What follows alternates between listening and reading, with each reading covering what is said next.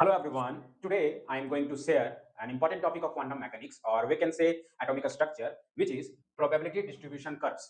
Actually, probability distribution curves is nothing but a graphical representation of a probability of finding electrons in an orbital. Okay, so let's discuss what are probability distribution curves. Okay, so here, as we already know that in quantum mechanics, the exact path we can say as a position or momentum of an electron cannot be determined.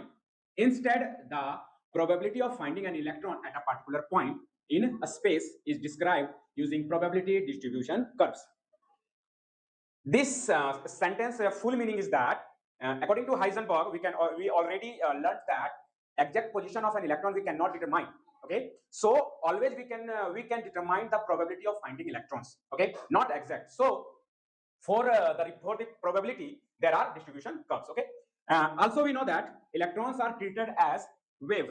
Okay, so here wave is represented as psi, which we can say wave function, and psi square, which is known as probability density.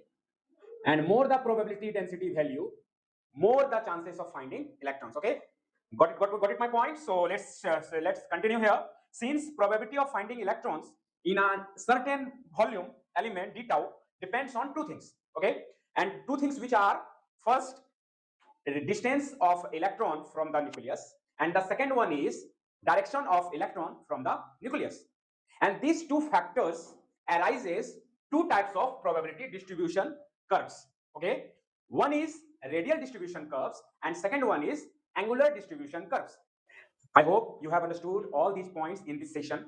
Okay, so I'll upload the next session in the next lecture, which is our last lecture on this topic. Okay, I'll upload in the next lecture about the types of probability distribution curves. I hope you will join and subscribe my channel more and more for the valuable chemistry content. Thank you.